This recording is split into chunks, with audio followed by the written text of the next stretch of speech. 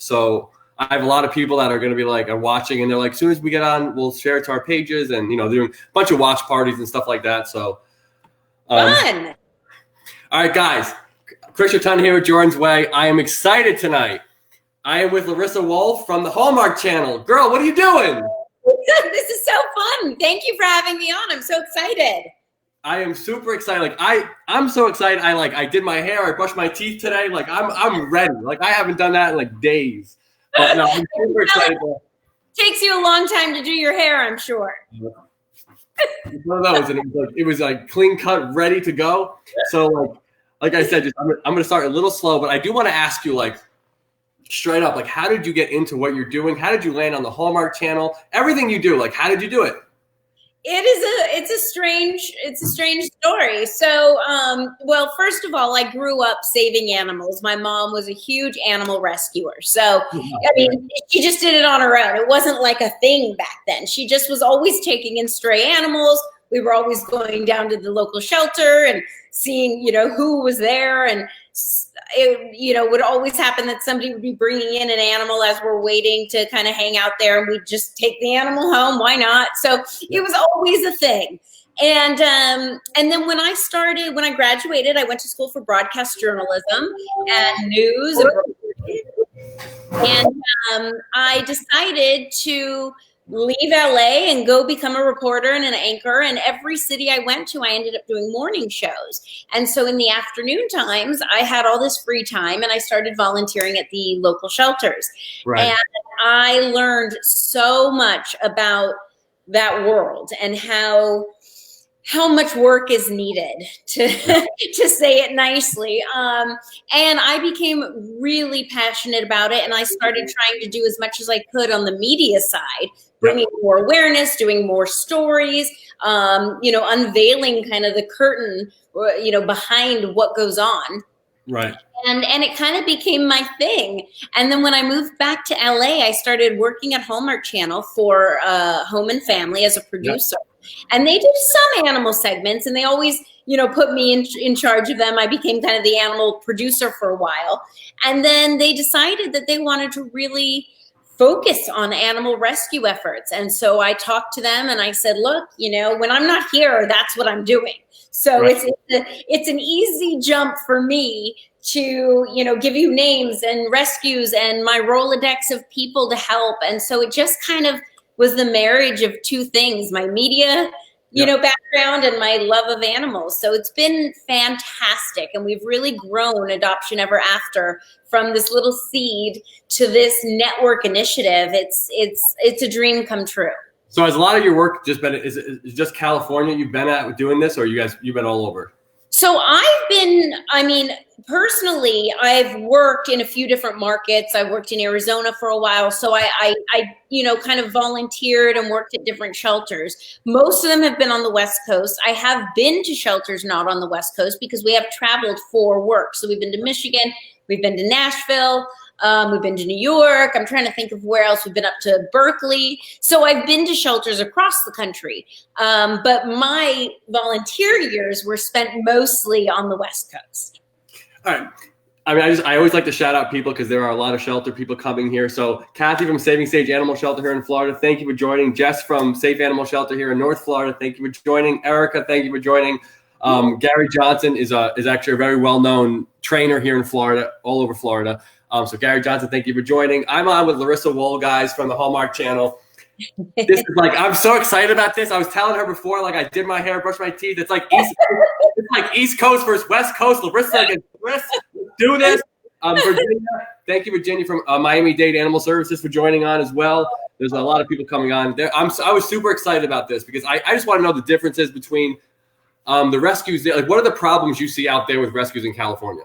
Oh, my goodness. Well, Central California has a lot of issues. Well, I shouldn't even say that. All of California does. I think it's the same. You've got big cities like LA. We have, numerous shelters. They're all trying to make them as much as possible no kill, which is great, but also tough for the animals because they're sitting around oftentimes. We've got tons of pit bulls, tons of chihuahuas. I don't think our problems are any worse, it's that maybe a city like LA is so huge.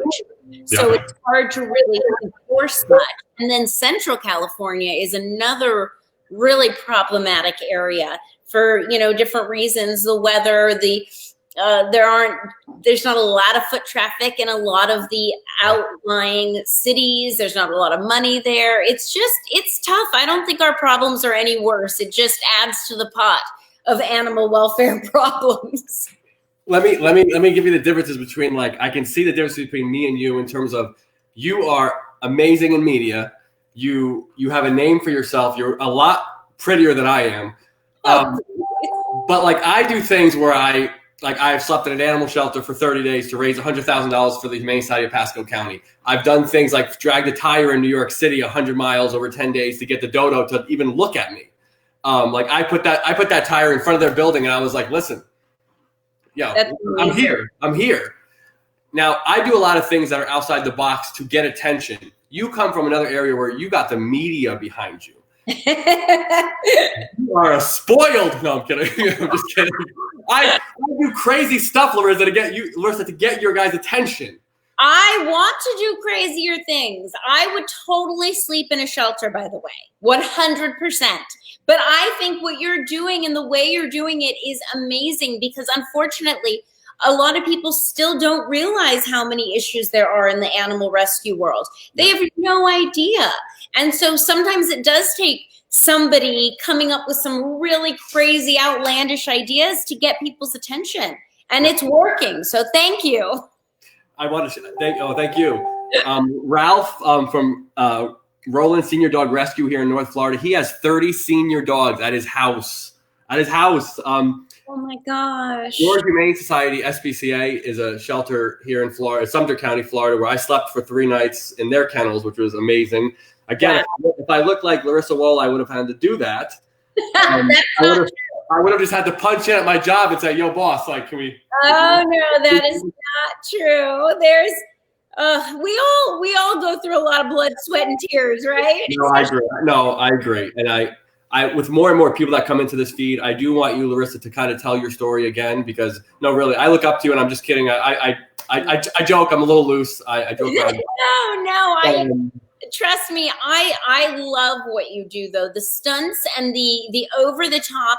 I don't know what the other word, stunts are amazing. And those put me to shame. I want to do more of that.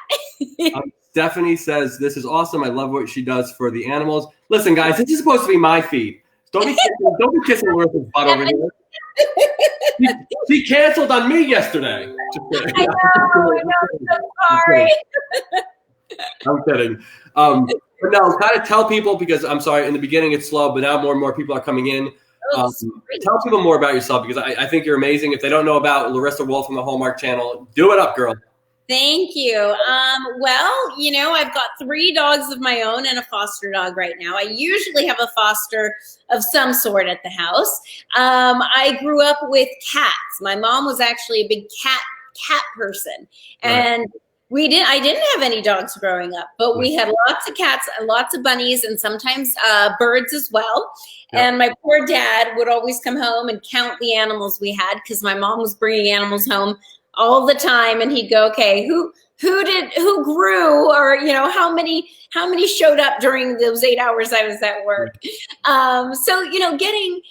Taking in stray animals, or animals that really needed us, or going to the shelter and picking the oldest cat that was just second nature to me. And when I started realizing that shelters across the country were in such need, and I thought, kind of in a naive way, that everybody who works at a shelter must love animals, and a lot of shelter workers do, but there's also a lot of people there that it's a job to them, and it's the volunteers that really are there to help with the enrichment of the animals and taking them out. And this was all a new world to me when I really started to see how it works. Yep. And I started in a location that had no volunteers at the time.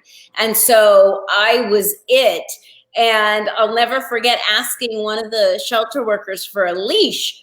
And he said, why? And I said, I want to I want to take a dog to the yard. And he looked at me like I was crazy. That's my roommate, Laura. I was gonna say, what are you doing here? And I started taking the dog outside, and that had never been done before. And to me, that was wild. That was insane. Yeah. But it was also a big wake-up call that, wow, like if that's what I can do on an afternoon, then we need more volunteers. We need to get the word out that people need to help at these shelters because the need is so great. You mentioned something about fostering animals. Being the Hallmark Channel producer and all that, when you call and ask about being a foster, do people laugh at you and hang up the phone? Like this is Larissa Wohl from the Hallmark Channel. I want to foster an animal from your rescue. Do you like, how funny? No, trust me, there are some rescues that probably wouldn't even let me foster because I work so many hours a day. Yeah. Not right now because we're all home, but you'd be surprised. You would think, oh yeah, you can foster any dog you want. No. There are people that'll come out and go, well, but you work so much. No, but I do what I can when I can. And the rescues that I usually foster for, I have fostered over and over again. So they kind of know me and what I can give at the time. And so it's been great. That's awesome. My friend Michelle from Paw Paw's Pet Rescues on here as well. There's so many directors on here. I appreciate everybody for coming on. I told you guys that I was super excited to talk to Larissa from the Hallmark Channel. But she asked that question. She goes, does she foster for a shelter or specific rescue? All of the above. I have fostered for shelters. The problem with fostering through a shelter for me is that I never want to take them back because I know they're going back to the shelter. So usually if I foster through a shelter, I've got to find a home somehow, some way. If I foster through a rescue, usually it's when I have a few weeks that I can offer. So I kind of am very upfront. And so sometimes I'll have to very thorough return foster if I can't keep them for longer. So it honestly depends. I don't ever really go looking to foster because I have my hands full with my 3 dogs myself, but you know how it is. The minute you see one that needs a foster and it pops up or somebody texts me, can you take this one for 2 weeks or 3 days or whatever? And of course I can't say no. No.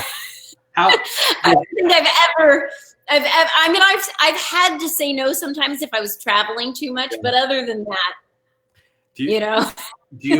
are you able, like, if a rescue has, I don't know how far the network lets you do this, but like if a rescue or shelter has a really long-term stay or a senior dog, are you allowed to use your media to promote them or no?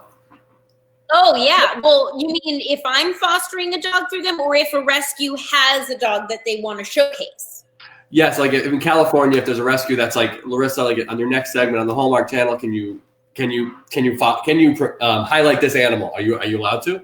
Oh yeah, no. I mean, I love finding new rescues. The problem is I don't have the time to always sit and go through and search. So if they come to me and need help and say, we've got this, bonded pair, we've got this senior, the tricky thing is that we have to balance it out. I mean, what I try to show people through our efforts at Home and Family is that no matter what kind of dog you're looking for, cat or animal, they are out there. It might take a little bit of time to find them, but they're out there. So we can't only show pit bulls. We can't only show seniors or special needs or bonded pairs because then people are like, oh, see, I knew it was all pit bulls. I knew it was all chihuahuas. So we try to balance it out where we show puppies. We show, the doodle schnoodles. We show the pit bulls. We show the Rottweilers. We show the total mutts that you have no idea, but my heart is especially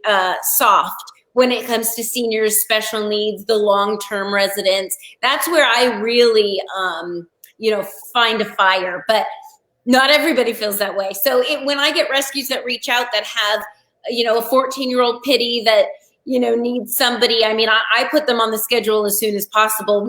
I just have to kind of even it out as well. I hear you. I would love your advice. I would love your advice on something else too. Like I'm partnering with so many shelters and rescues in Florida. And one of the things, and it might not be a problem in California, but rescues here are so underfunded. And I think I always said, I know the state won't come around to giving them kind of funding, but like I'm partnering with all of them in efforts to hopefully one day I can get them all to kind of be behind me and going after some funding source for these rescues. Cause like I have been in the houses of these rescues, so many of them. And like with shelters, they have a 9 to 5 mentality, right? They get to go home, you know, with these rescues, this is their life. Like my friend Ralph from the Senior Dog Rescue, I say to him, like, he's got 30 seniors from like 7 to 18 or 17 years old. And I'm like, you must wake up to like the craziest surprises sometimes where it's like, you know, it's like, but like when I walked into his house, it was like beautiful house. Him and his wife do a beautiful job, but like, it's like a nursing home. I'm like, what's going on here? Like they should have a very healthy source of funding for a all senior rescue. And then one of my friends, Sherry, who owns Lovey Loves, has a rescue with all of her dogs have wheelchairs. I'm like, what are we doing here? like what do you think any advice for like how I can almost catapult into like getting funding for rescues, or do you think it's something that can't be solved? I mean, I think it's a tough question. It's a tough topic because there's never enough funding for the people that are doing the best work, in my opinion, whether it's with animals, whether it's with people, whether it's with kids. I mean, look at teachers. You know, we can't survive without these people that put their heart and soul on the line every single day. And yet they're the ones that don't get the money that they should. And so I think it's a big problem. I think, and I wish I could solve it, but I can't. I think one of the things that I'm seeing that some rescues are doing really well is the social media. Social media outreach, whether it's really great photos, whether it's funny stories, whether it's crazy, you know, out of the box ideas. That's what seems. Did you point at me when you said crazy ideas? Like that? I saw that. I did see you do that. You should take that as a trophy because it is the best thing. I mean, I'm crazy, and I wear that with pride. So I'm adding you to my crazy club. There you go. Yeah. Fist bump.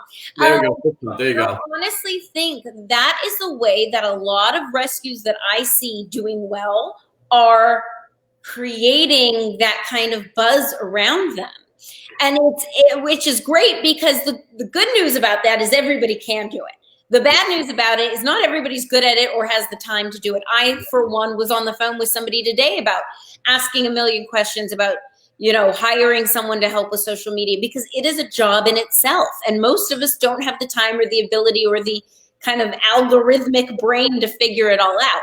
Right. So it's a complicated question. I would say that that's a good place to start with trying to get more notoriety and buzz for all of your rescues. And whether, you know, I'm seeing a lot of rescues start, especially right now, doing funny things. Yep. Whether it's, you know, they're posting funny pictures or they're the voice of the animal and they're funny and outlandish. I think now more than ever, we need that. Yeah. And I certainly know that's what catches my attention. And I feel like in rescue, when things are so sad all the time, it's also a great way to kind of keep things positive and upbeat. That's what I would recommend to start. Obviously, in terms of getting grants and money and funding, there's so much and I wish I could help more. I don't have the answer for that. Oh yeah, I agree. Hey, Kristen Tanner, thank you for joining from Humane Society of Marion County. I'm sorry, there's so many. Hi, everybody. So many. Michelle again from Paw Paws Pet Rescue. Thank you guys. I'm with Larissa from the Hallmark Channel. She is an amazing rescue. I'm going to call you a pioneer. I'm not calling you old, Larissa. Thank you. I'm just saying pioneer. Kind of just people are always like, what do you mean pioneer? What is that supposed to mean? Aww. She looks 20 years younger than me. But hi, Sherry from Safe Animal Shelter. Sorry, I butchered that name. Guys, you guys know I've been anticipating this meeting. So it's like I told them. Thank you. It's like East versus West. I brushed my hair, did my teeth this morning, or what do you want to call that? I was super excited about it. But yeah, the funding thing is the biggest problem I'm seeing here. And the social media aspect, I always tell people, like, I don't think it's my craziness that gets the attention of the media. I think it's more the fact the Facebook Live. I keep telling people, even if it's 30 minutes a day, if you display that full transparency of, like, for the senior dog, like rescue, like these dogs are, it sounds like a band in the house with all the coughing and all the noises that are coming out of the dogs with their seniors. But I'm like, put that on camera, put it on like Facebook Live. Facebook Live is powerful. Like Interesting. Use some ideas. Don't be using them on the home. I'm like, wait a minute. Well, that's kind of what I mean by it's the best news and the worst news. Best news because everybody has the ability to do it with their phone. Yeah. Worst news because you do have to have kind of some strategy and kind of know how to figure out how to go about it. And if you don't, like myself, I'm not great at that. So it's a double-edged sword. But I will say something else that I know gets my attention a lot is when shelters and rescues piggyback on some kind of pop culture trend.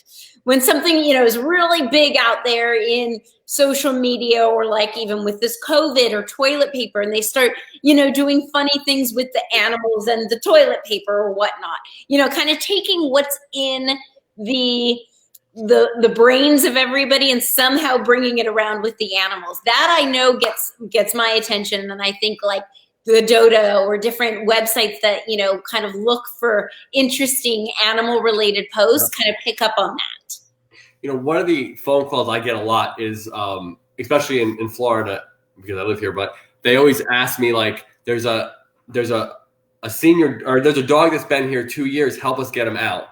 And I'm always telling shelters like, you just gotta put it out there more of instead of a static photo. Like I like your idea, the cute photos, dress them up. Like somebody had recommended on the feed TikTok. I don't know anything about TikTok. I'm not gonna lie. I don't either. I was trying to figure it out during quarantine. That was like one of my goals. I can't figure it out.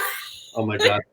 But with any dog that is in a rescue or shelter that's been there a long time, if you had to pull a strategy for any dog in any community? I know every community is different. Like Miami is obviously pit bull driven. We have so many different areas of different populations of animals.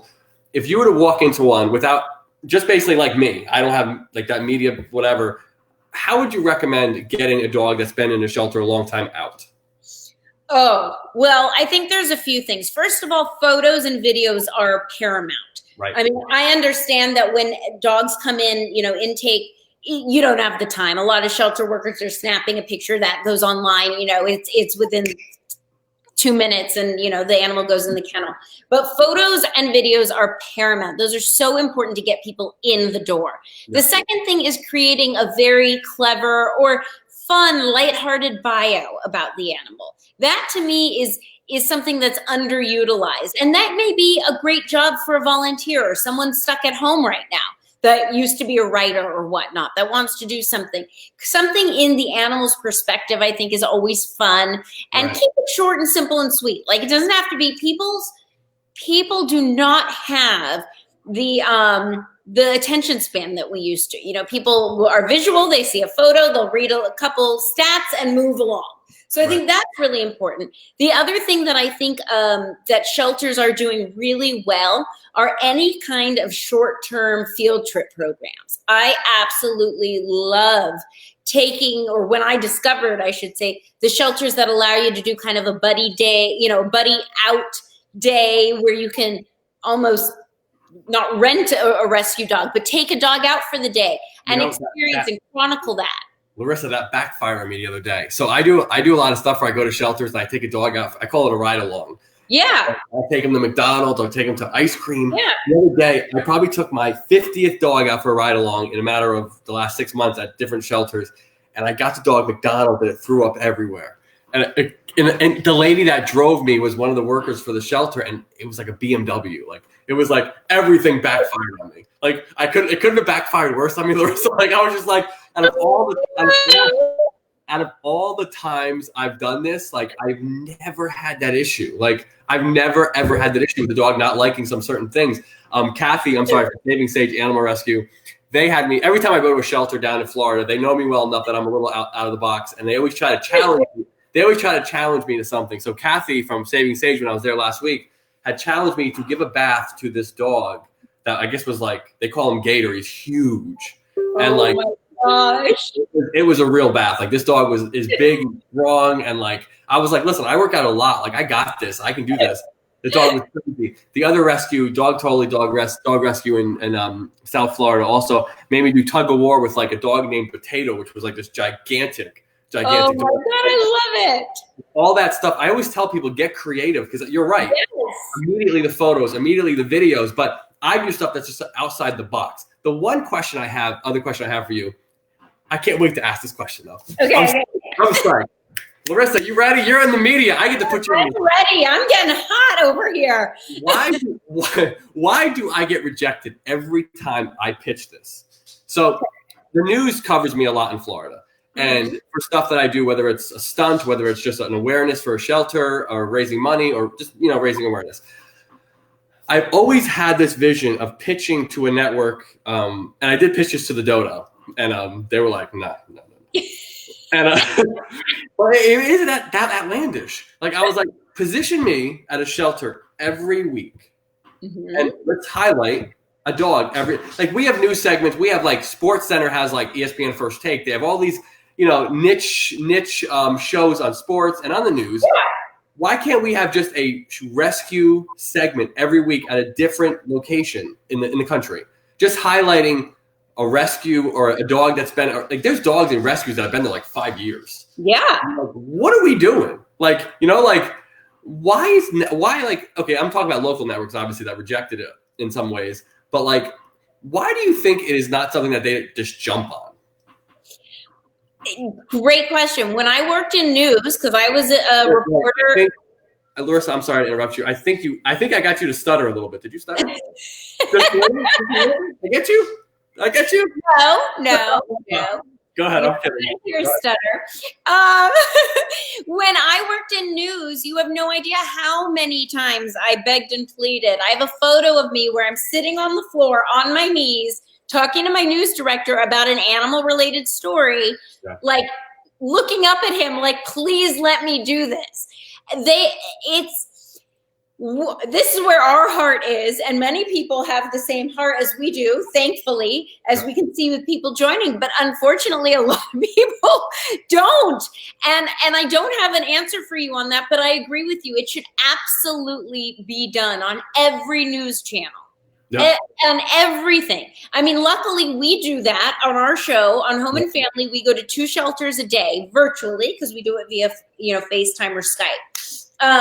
But if it were up to me, we would be talking about the shelter or the rescue for 10 minutes and the people behind it and what they do, all the good work. And that, I think people zone out if they don't have the heart that we do. Yep. Or the passion.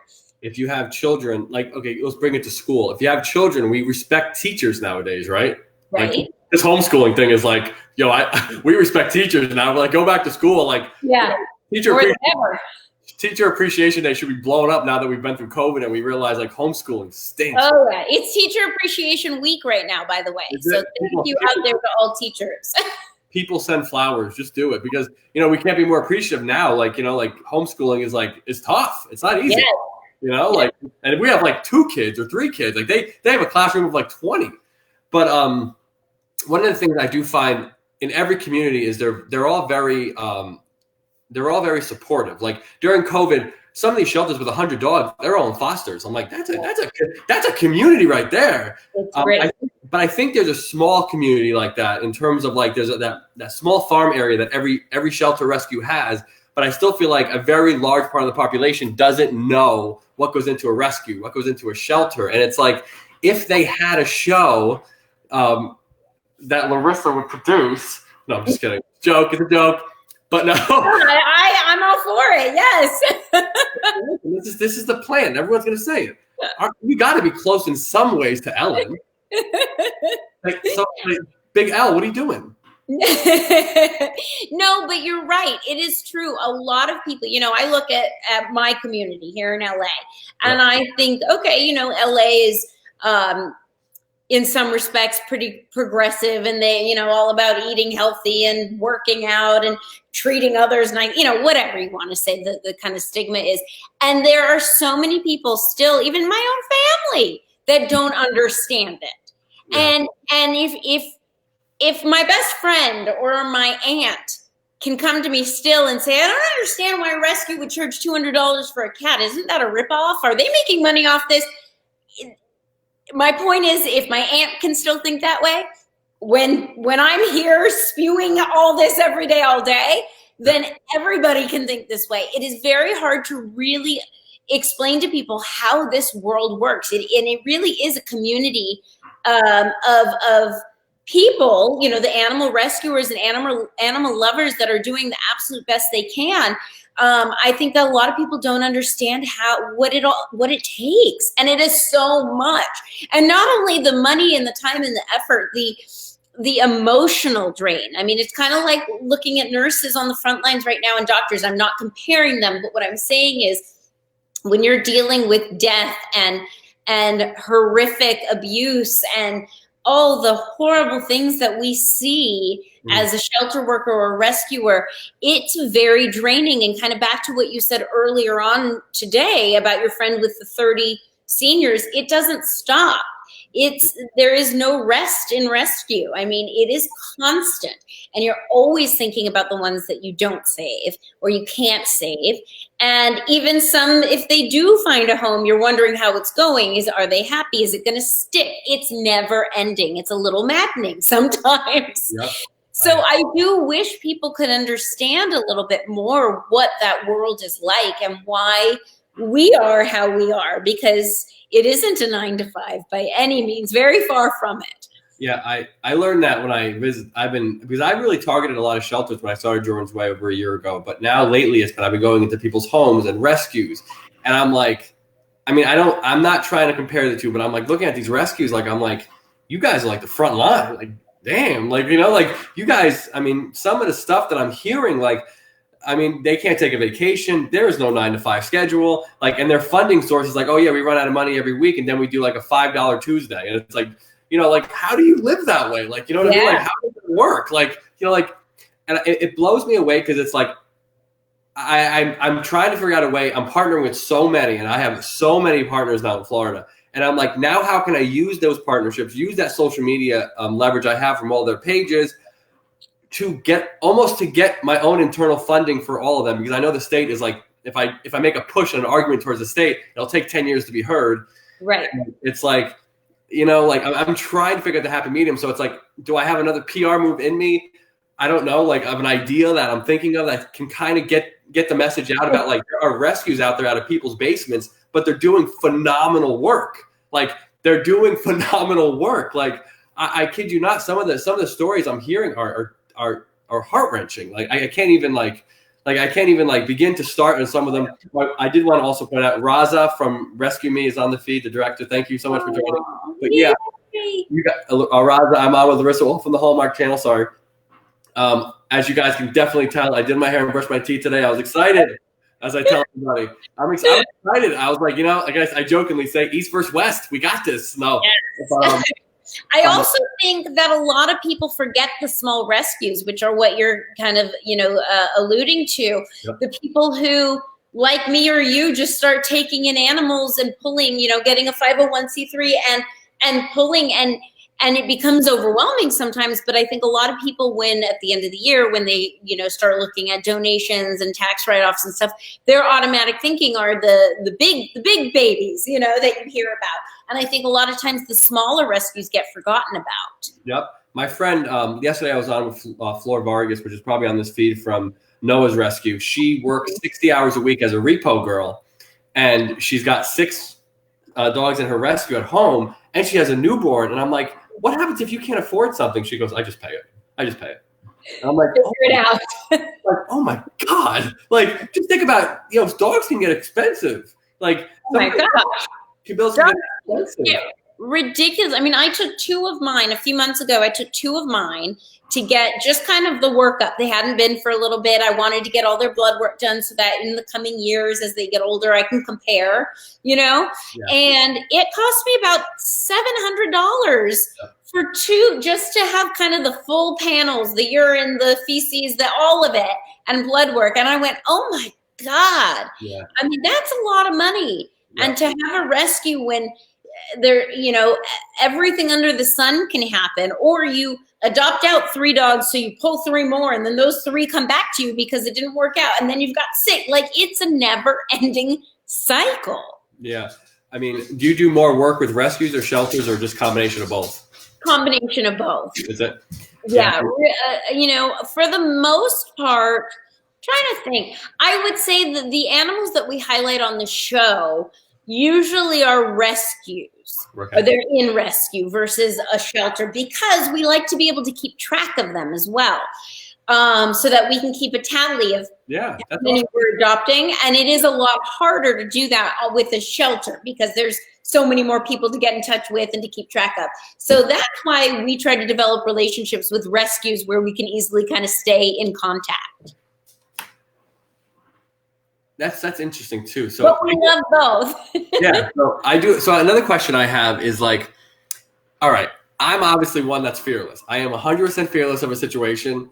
I'm jealous. You obviously are like you have experience with all fields from rescue to media. Let's think of a good PR move that I can do that you would think would work, but that would resonate with the media. I'm putting you on the spot, Larissa. Well, I mean, I feel like you've done some great ones. I'm trying to think that's where I'm not as good. That's why I need someone like you in my corner. We should work together on something. I will literally do anything to bring attention to the rescues in the world. You have the compassion of many years of doing this as well. I've always had animals. I really just started working with animal shelters the last year and a half. So I'm learning on the go. Everything I'm learning, the shock value is still there where I'm like, wait, what? Like, wow, that's so interesting. Not to put them under the bus, but like when a Humane Society called me out to help them raise money for a new building, the Humane Society of Pasco County, I was like, why can't the Humane Society of the United States help you out? Like, I don't get it. Why don't you do like I had no idea they don't fund them. I had no idea. I'm like, I had no clue about all this stuff. I had no idea that there was no funding source for rescues and shelters. Shelters are basically on their own too, unless they're like government funded, but like not many are. You know, there's so much that I didn't know, and being a dog lover and a dog owner my whole life, like I don't know if I should be ashamed of myself or I should like, but no, it's you don't know. The other thing is, even if they're, most shelters are government funded, which, helps, but it only goes so far. And something I didn't realize until I was working and volunteering in the shelters, that even if they do have a need, let's say they want to do a new kitten room. And I remember going to the director and being like, okay, great. I know someone who can build it. I know somebody who wants to, donate the wiring and the Wi-Fi. I don't remember what it is at this moment in time. This was like 12 years ago. But he looked at me like I was crazy because when it is government run, everything has to be, go out for bids and all the red tape and everything has to be locked. Like, you can't just do anything. Yep. So even if you are getting the funding, or I guess more so if you are getting the funding, it's still such a process to get anything actually accomplished. It can get done. I don't want to put anybody under the bus or be negative. It's just when you're talking about life or death and when you're as passionate as you or I, you want it today. Like it should have been done yesterday. Right. Not everybody understands that. So one of my friends, Mandy, I have a friend that's close. That's probably somewhat close to you. Is Idaho close to you, the state? No. Wait, you can be like, I don't know geography that bad. You're like, no, Chris, nowhere near it. Nowhere near it. Wait, Idaho? Like, yeah, this Idaho. Yeah, no. It's closer to you than Florida is. Well, yeah, maybe. Look at the map. So my friend Mandy is the director of Panhandle Animal Shelter. She has a really neat program, actually, that I'd like to even mention to you. She has a program out there, and I know her twin sister is in California, which is close to you, Larissa. Okay, she's out here. That one's close. She has a thing called Home to Home, which is like, if I have a dog here, instead of surrendering it right away, Home to Home kind of gives you like that. You can find the next person that can adopt for you. So I think her program is really cool, and I don't mean to just shout it out. But it's just a neat program, so I wanted to give her a shout out. Mandy she said something else, which is, okay, I got to show you this. Okay, but while you're showing me that, I just want to say one quick thing. I love finding animals homes, first and foremost, but B, I love highlighting cool programs that shelters are doing. So, and when we start filming again, I'm always looking for cool things. So, please contact me. Anybody out there who has a cool program or is doing something creative, obviously you too, Chris, but I love introducing rescues and shelters to what other rescues and shelters are doing, because that's how we're ever going to get better. Yep. I think she was also mentioning something on the feed. I do crazy stuff. They make me do things when I go to shelters and rescues. So can I ask you a question? Yes. How did I look as a woman? It's the second one down. Amazing, gorgeous, beautiful. That's not bad, right? I put Caitlyn Jenner. It's a little competition. That is very good. I'm very impressed. So Mandy just put her home2home.org. Mandy, reach out to Larissa Wohl from the Hallmark Channel. I think it's a great program. She is obviously as sweet as she looks. I mean, she very nice for taking this interview with me too. The other question I have is this. All right, you ready? Yeah, but I have a question. The next time we do a Facebook Live, I want you to be dressed as a woman. I'm getting there. Hold on a second. I'm getting there. You actually are setting up my next question. Actually. Oh, okay. Setting up. We're working together. How do I get closer to this woman? Are you ready? Yes. How do we do that? I can't get her to respond. Oh,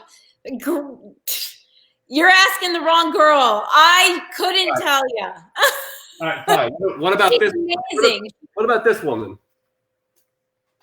Well, now, so she films on our lot, so maybe I can try to, but What are you doing? Well, we're not filming right now, so I'm not even close. But I'll have to think of a strategy. You know, it's funny. Actually, the Kelly Clarkson show did reach out to me a couple weeks back before COVID. The whole thing with COVID happened, and they're actually still talking about my story. So I was just joking with that. Yeah, if you want to talk to them, my goodness, Larissa, go for it. But no, I do think, and this is totally up to you, that me and you should do a stunt, East and West Coast, that brings attention to rescues. I obviously will do anything, and you have a name out there in the West Coast. I love that. I think that's a good idea. I really do. I think, to me, anything that's going to bring awareness, money, funding, love, money and funding, the same thing. Yeah. Whatever it is, adoptions, I don't care. Whatever anybody can do to help, whether it's educating yourself more on animal awareness and animal shelters and how they work and what they need, whether it's friending shelters and rescues and networking and reposting. I mean, I know at a time like this, not all of us most of us don't have any money just to be spending and throwing around, unfortunately. But whatever anybody can do right now. So if we can team up and bring some kind of awareness or something, I am all in. I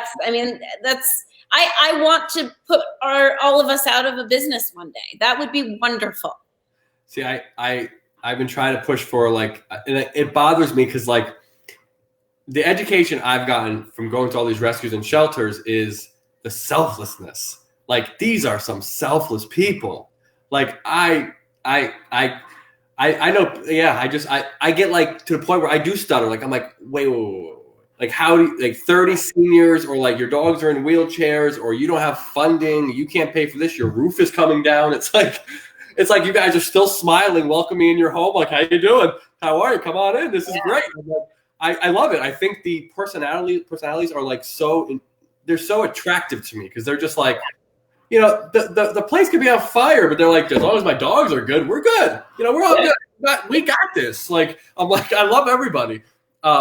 It's true. It's very hard. I think a lot of rescues, especially the smaller ones, it's always something when just as soon as their head's above water, a car gets hit and they need a $15,000 surgery. You know what I mean? It's always, and gosh, if more people kind of understood the mentality behind it and got on the bandwagon to help, it would be so much nicer. We'd live in a nicer world. Yeah, and I think one of the things why I'm doing something right now where I'm trying to get 1 million subscribers on YouTube. I have this big campaign going, and if people can understand how impactful that can be when I go to a shelter, because they always call me and I'm I go live on their feeds, I go live on my feeds, and I talk, and people recognize me here in Florida. And if I had a YouTube channel that had like I said, 1 million subscribers, or if I had that kind of backing, I can be so impactful. That's why I wish sometimes I wish Ellen or somebody can lend out their Facebook page so I can just go live on their page and be we're at this shelter where these two dogs need groceries. this dog has been here for 5 years. Like this is, there's so much that people don't know about because they're just not connected with their local rescue or shelter.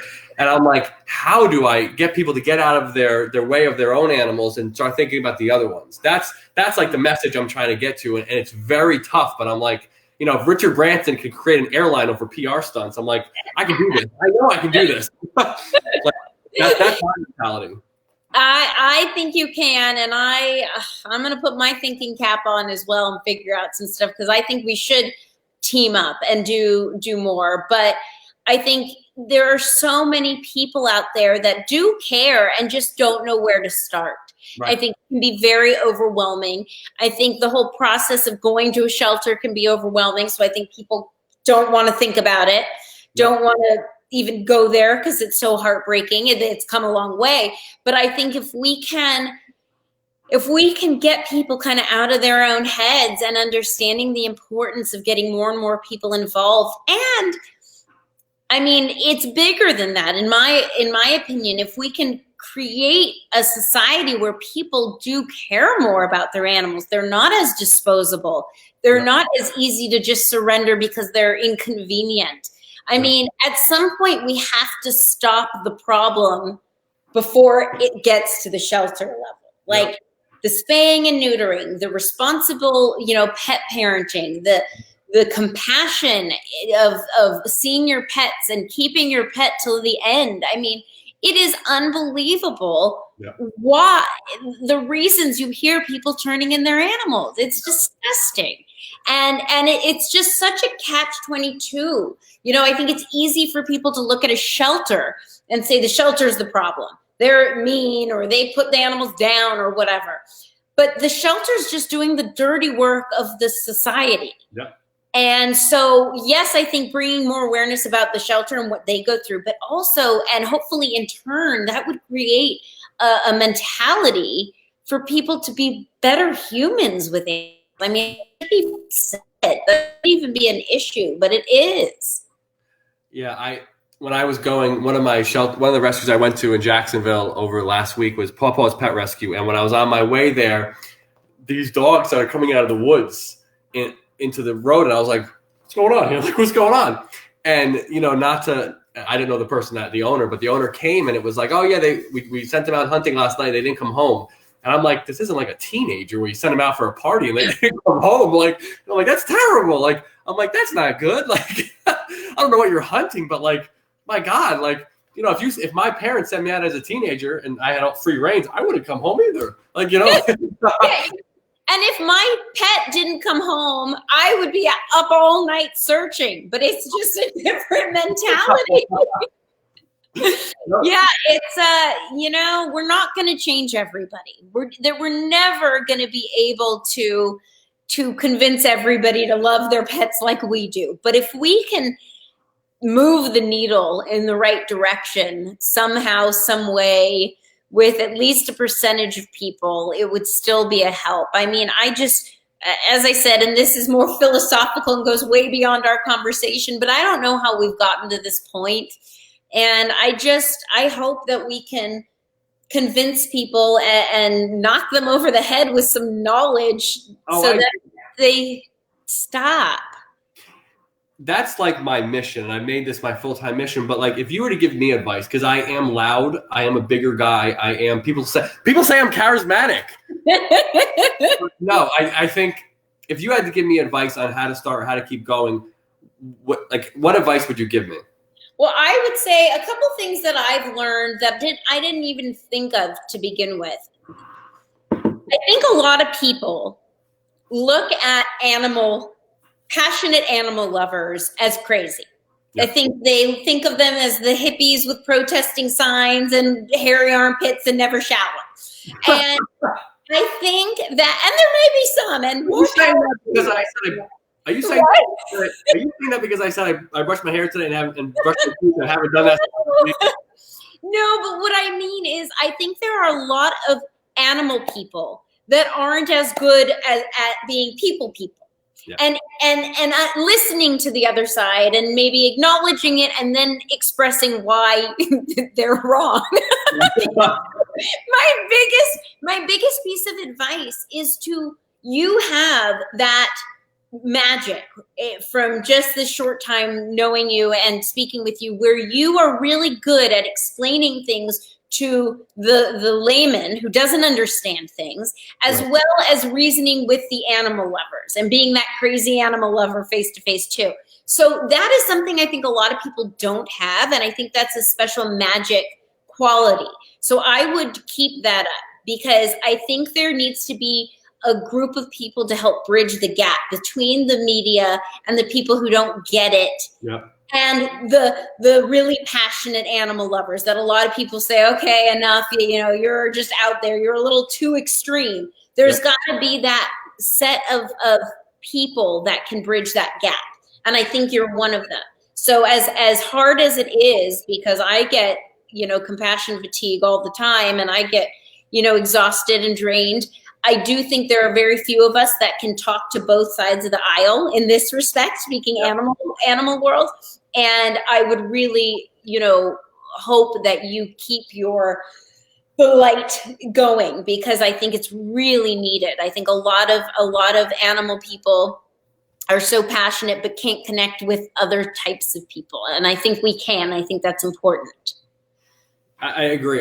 That's the one thing, like I said, I don't have media, like I have media friends, but like, you're in a whole different coast. So what works in Florida, I don't know if it's going to work in California. Like if I would have tried in California, like if I would have go by the Hallmark, I'm not pretty enough for California. I don't think I have it. Like, like if I did some of the stunts in California, they might just be like, dude, we see that on every Thursday. Like, what you're so funny. No, we'll have to get you on. Oh my goodness, that would be fun. A lot of fun. I do want to.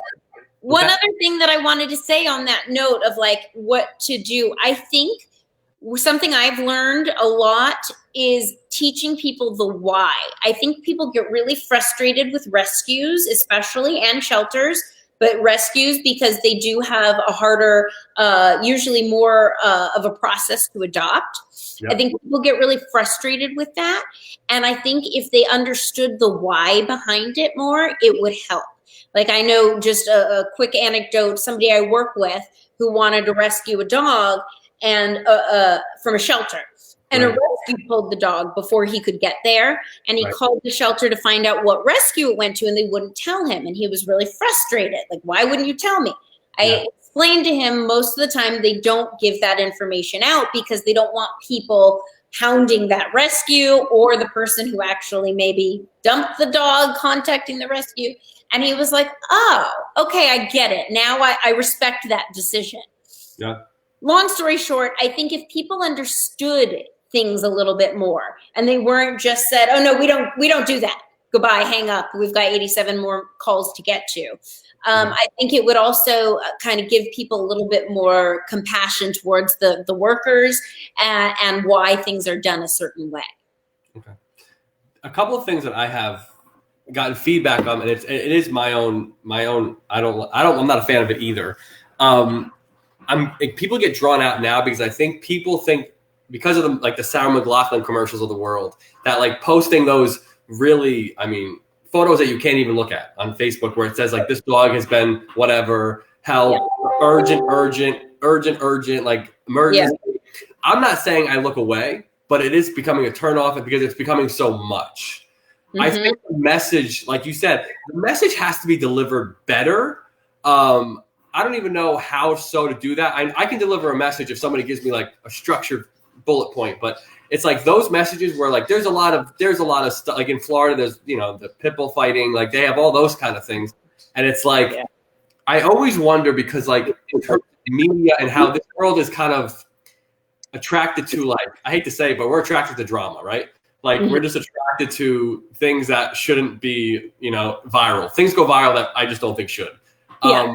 So there's a shelter, there's a rescue, and then the animals kind of before they actually end up there.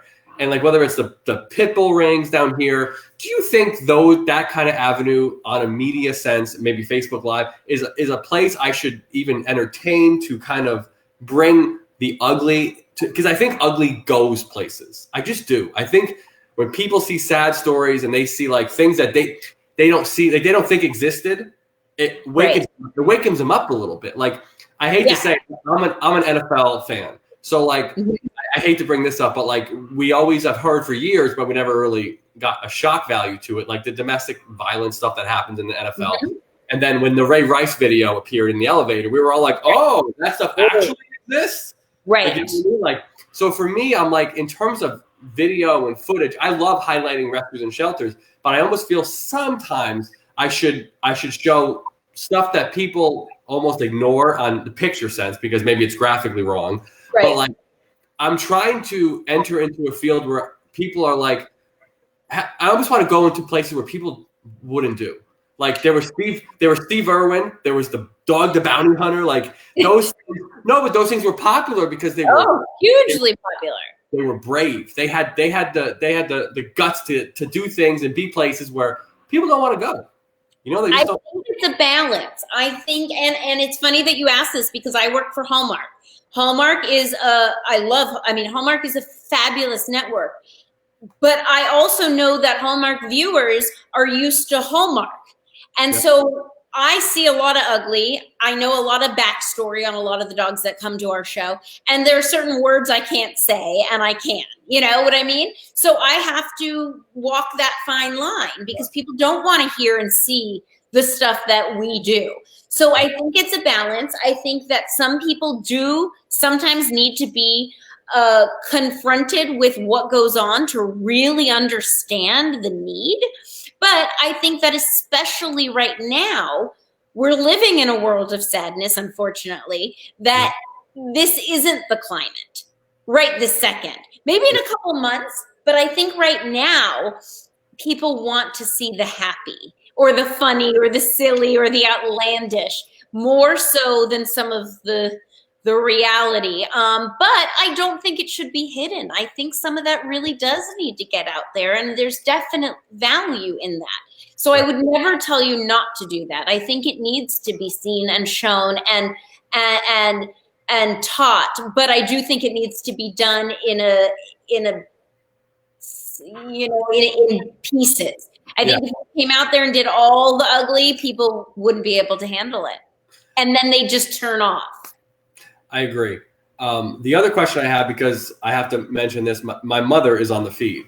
So Mother's Day. That's true. Don't get too excited though, because my question might be off the track of rescues. Okay. Can we limit the amount of Hallmark Christmas shows? No. Nope. Can we do that? Like it's getting to the point where it's almost like love is fake. Like we can't do this anymore. Like never. Whenever I go home during Christmas time, she's, this is what I think I saw this scene. It was real. They were like, only if my Prince Charming would just show up. And then like the doorbell rings. It's like, really? It's like, that doesn't just happen. I know. Trust me. I'm 34 and still waiting for my Prince Charming to show up at the door. So I can tell you, it doesn't always happen. But the fact that I can turn on the TV and watch and see a Prince Charming makes me happy. But no, like when I'm married and divorced, but when I got married, if somebody would have rang the bell and said this wasn't the right one, like this is the right one, like that's real life. Like there wasn't a divorce lawyer waiting for me to get my aisle. Like it didn't happen that way. But you know what I will tell you though, a behind the scenes tidbit is all the Hallmark actors that I have worked with, not on an acting scene because I don't act, but in some of the specials that we've filmed or when they've come to our set. They are so wonderful. And some of them are so sweet and nice that it is like they've walked out of a Hallmark Channel movie.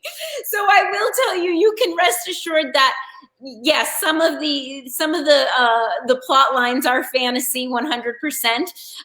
But everybody is so nice, and sometimes we need that distraction, especially now. So if you like Hallmark Channel and you like Christmas movies, I can leave you with a good note that they are not going anywhere. And if you don't like them, I'm so sorry. The next thing I'm going to do is I'm going to submit my application to be a Hallmark Christmas show actor.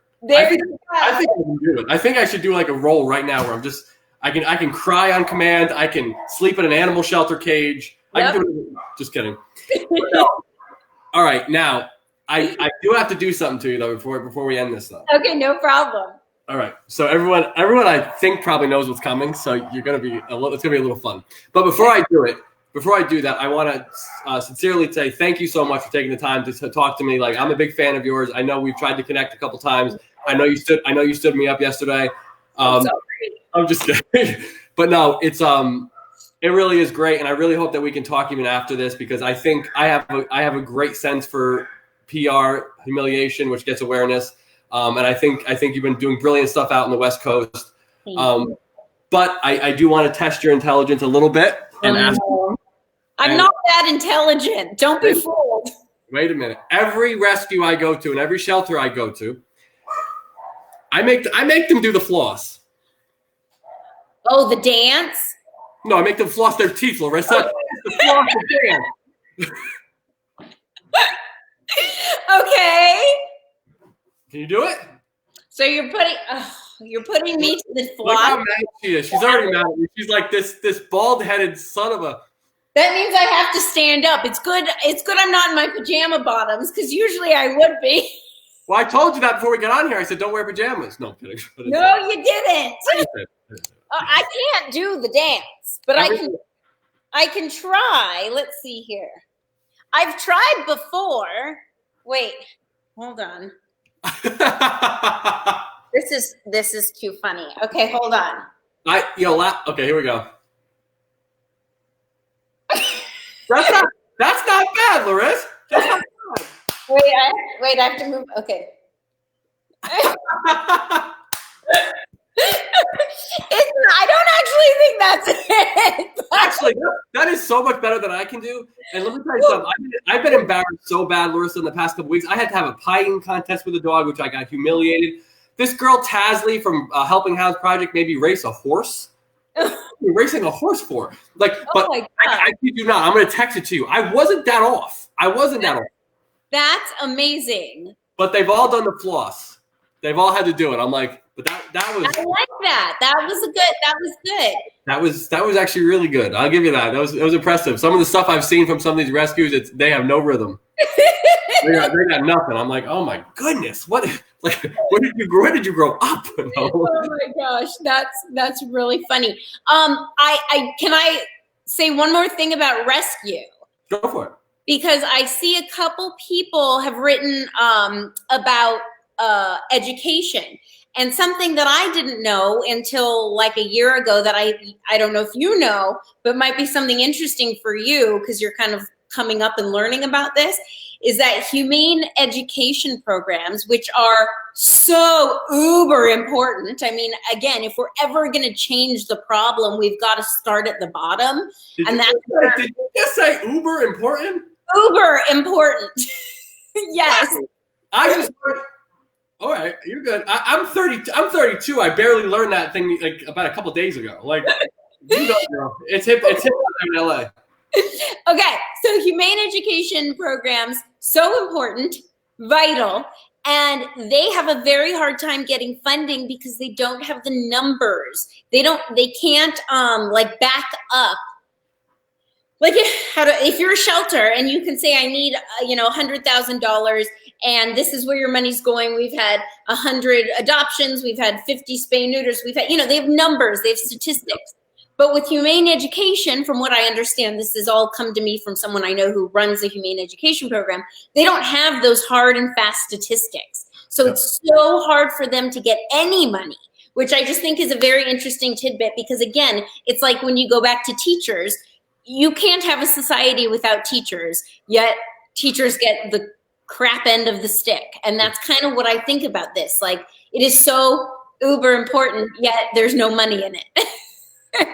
One of the rescues I just interviewed this morning on Facebook Live, he had said, if you think you're going to get rich off of running a rescue, you're in the wrong business. It's like, but it's true. I said it to you the other day. Like, he said, sometimes we do $5 Tuesdays and we get $100. And I'm like, oh my, like, how do you live that way? Like, I can't run a rescue. I'll be the first to say it. If somebody asks me to run their rescue, I will probably hide under the table. Like, I don't need like that. That stress is unbelievable. Like, I can't even. Yeah. I do have to shout out Miss Raza Perez, who's on here. you got to check out Rescue Me in the Kitchen. This lady that I went to visit her, and she makes all of her food for her 30 animals in her rescue.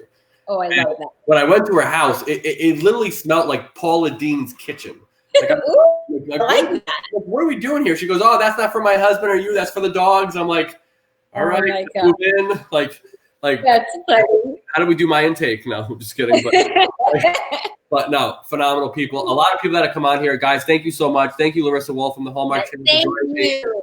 I'm not going to take any more of your time, but yes, thank you so much. I really appreciate it. Thank you for everybody for joining. Reach out to me anytime. If you've got ideas, you can get my email on my website, and, we'll stay in contact as well. Tell people to subscribe to Jordan's Way Charities YouTube.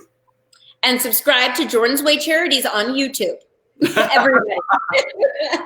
Thank you so much, Larissa. I really appreciate it. Have a good one. You too. Thank you.